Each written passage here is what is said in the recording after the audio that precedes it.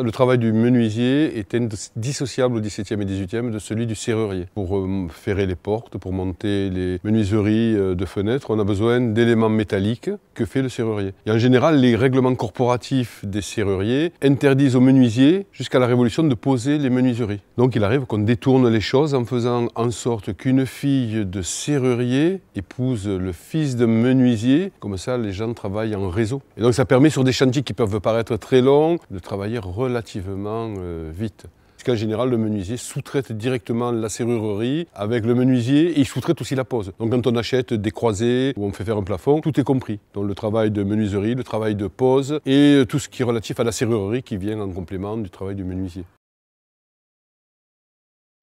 Alors les corporations n'ont aucun pouvoir à l'extérieur de la corporation et le but de la corporation c'est d'encadrer le métier, donc de surveiller la conformité des ouvrages réalisés au travail du bois, au travail du fer, etc. Et en général il y a des syndics, 2 syndics qui sont là pour surveiller dans les boutiques la qualité du travail réalisé par les maîtres artisans. Et ils ont le pouvoir de rentrer, de contrôler et en cas de malfaçon, en tout cas chez les serruriers on peut détruire un ouvrage réalisé, chez les menuisiers on peut certainement reprendre aussi des ouvrages mal faits et ce sont eux aussi qui encadrent l'enseignement et l'accession à la maîtrise. Donc en général, le nombre des maîtrises est réglementé. À Pézenas, par exemple, c'est un serrurier admis par an à la maîtrise sur le bon vouloir des autres artisans. Et c'est la même chose pour les menuisiers. Et ça permet de contrôler le marché et de se répartir de manière équitable le travail entre maîtres et serruriers. Et ce qu'on n'a pas évoqué, c'est un peu la hiérarchie dans le métier. Il y a 2 choses. Il y a le maître. Le maître, c'est celui qui passe les contrats et qui fait travailler des gens sous sa coupe. Ceux qui travaillent sous sa coupe, ce sont les compagnons. Donc ce pas des compagnons tels qu'on les imagine, le Tour de France, etc. Ce sont les gens qui sont formés, qui travaillent pour un maître et qui reçoivent un salaire. Et en dessous, il y a les apprentis.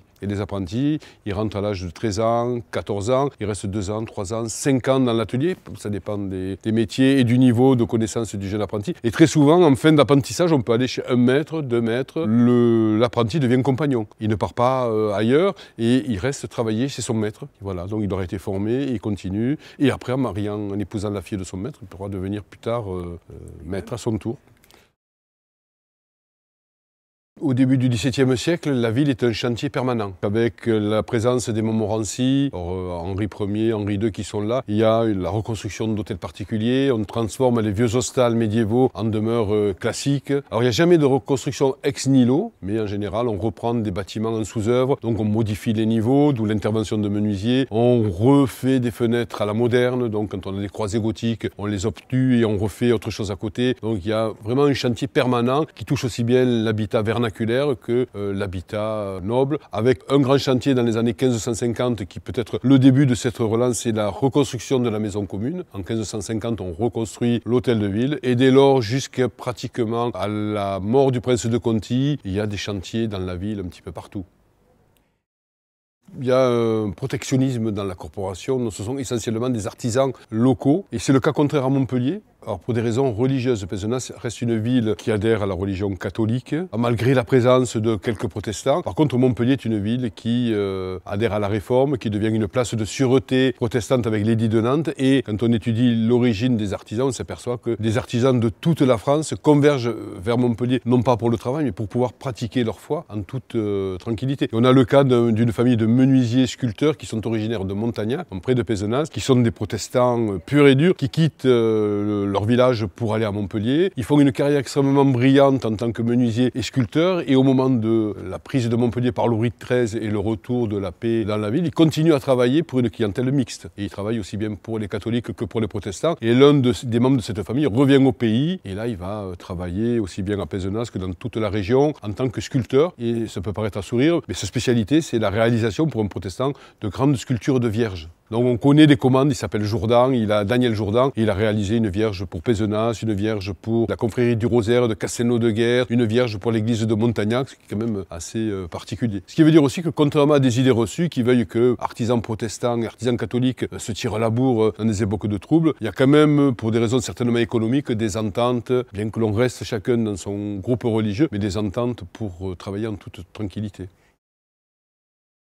La plupart du bois là, qui est utilisé, en tout cas de manière ordinaire au XVIIe et XVIIIe siècle, c'est du bois qui vient de Quillan, dans les forêts royales de Quillan dans l'Aude. On a quelques documents qui indiquent que ce bois est transporté sur ce que l'on appelle en occitan des carax, des radeaux. On y pose les billes de bois et ce bois, par l'Aude, arrive jusqu'à Narbonne et après c'est un petit peu mystérieux. Il gravite certainement par les étangs, puisqu'aujourd'hui les étangs ne communiquent plus, mais au XVIIe et bien avant, il y avait des gros d'un étang à l'autre et donc les radeaux de bois pouvaient, par les étangs, arriver très loin. Le port de Marseillan joue un rôle important. Au XVIIe, on y envoie, on fait partie en tout cas du marbre qui vient de l'arrière-pays. On y reçoit du bois qui vient de la région, donc de Narbonne et de l'Aude. Et puis on peut aller jusque dans la région de Montpellier. Le port de Moguillot est un port où les grumes de bois sont débarquées et revendues après à des menuisiers. Et on sait que ces menuisiers les commandent et on va après abattre les arbres et ramener donc tant de billes de bois jusqu'à Montpellier. Et Agde aussi est la plateforme tournante du commerce du bois, en tout cas au XVIIe. Et il y a tout un quartier qui se développe. Donc Pézenas dépend de Agde, on est dans l'évêché d'Agde. Et donc toute une partie du bois arrive peut-être par la mer aussi. On peut imaginer que les radeaux font du cabotage. On remonte l'Hérault et là, rive droite de l'Hérault, face à la ville médiévale, on a un quartier qui se développe avant le canal du Midi, qui est un quartier où sont installés des marchands de bois, des calfateurs, des gens qui travaillent le bois pour les bateaux. Il y a tout un quartier lié à la mise en œuvre de diverses manières du bois de ce côté-là de la ville d'Agde. On va peut-être justement rappeler une chose, c'est qu'à Montpellier, on a découvert des plafonds de style mudéjar. Donc ça veut dire que quand Jacques d'Aragon était seigneur de Montpellier, on a des artisans qui sont venus d'Espagne et qui ont introduit certaines formes de plafonds avec des soffites sculptés. Donc Jean-Louis Vessette a publié avec Bernard Sourniat des plafonds comme ça. On en a retrouvé encore récemment un. Et le plus ancien connu, c'est un plafond qui raconte la prise de Majorque, où ils sont peints sur les poutres. Donc il y a des rapports, en tout cas... Andalou, vous voulez parler un petit peu de cette... Voilà, mudéjar, oui, c'est ça, une influence arabe dans l'art, en tout cas de la charpente et des plafonds. Mais c'est vraiment à Montpellier qu'on en a découvert énormément. À Montagnac, on a un plafond d'influence mudéjar, ce qui veut dire que sous l'influence de Montpellier, on a certainement eu une influence plus large de ce style-là. Mais c'est vraiment à une époque très réduite. Après, on a des formules qui sont les mêmes qu'ailleurs en France. On a le plafond bâtard, je ne sais pas si Serge vous en a parlé, le plafond à la française, et puis on cachera tous ces plafonds par des lattis et du plâtre. Le plafond de la maison des consuls à Saint-Pont-de-Mauchien, qui est caché par de la fumée, n'a jamais été étudié. Et on y a vu quelques blasons. Et là, grâce à une association qui s'occupe de la conservation et de l'étude des plafonds peints, on a pu faire une campagne de photos où, sous la couche de noir de fumée, on a pu, grâce à des procédés techniques, voir ce qu'il y avait dessous. Et on s'aperçoit qu'on a des choses différentes des plafonds, typiquement languedociens, où on a des personnages grotesques, des animaux fantastiques et de l'héraldique. Et là, on a carrément des petites scènes peintes avec des personnages travaillant les champs, par exemple, qui renvoient à ce qui se fait à Avignon, à l'époque où les papes sont en Avignon. À ne pas oublier que Urbain V est un grimoire venu de Lozère, évêque de Montpellier, avant de devenir pape en Avignon. Donc il y a pu avoir aussi une influence, mais là aussi c'est pendant des moments bien particuliers et plutôt à l'époque médiévale.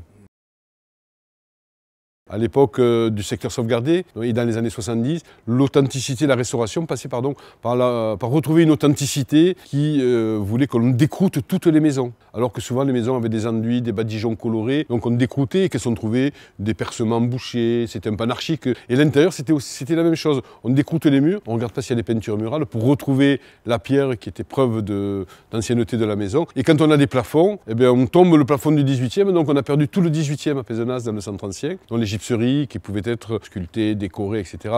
ont disparu pour retrouver des plafonds. Et quand on les a retrouvés, très souvent ils étaient poussiéreux, recouverts de plusieurs couches de peinture, on les a sablés. Donc aujourd'hui on a plein de maisons dans Pézenas où les plafonds sont sablés, alors que quand on restaure aujourd'hui, on fait des relevés à l'intérieur, on fait des fenêtres sur les plafonds. Et avec un peu de chance, on peut trouver des choses extraordinaires. À Montagnac, à l'hôtel de Brignac, on a un plafond peint qui a été retrouvé par l'ancien propriétaire qui n'avait pas les moyens de le restaurer, donc il l'a protégé en faisant une maison dans la maison. Et un petit escalier pour monter, pour pouvoir étudier, dessiner son plafond médiéval. Et les propriétaires qui lui ont acheté la maison ont restauré. Et du coup, on a enlevé la suie, on a enlevé les peintures et on a découvert un plafond extraordinaire. Et donc, on en a eu à Pézenas qui ont été sablés. Il y a encore quelques maisons où il y a un potentiel de découverte à faire. Qu'aujourd'hui, ce qu'a fait Serge, on ne pourra plus le faire. Parce qu'aujourd'hui, on essaie de conserver in situ les portes. Et Serge, lui, il a sauvé des portes à la décharge publique. Les gens jetaient, il en a récupéré. Quand on a vu qu'il récupérait, il y a des gens qui les ont vendus à des antiquaires et qui eux-mêmes les ont revendus à Serge. Il y a un commerce qui s'est fait. Et maintenant, ça s'épuise parce qu'on essaie de...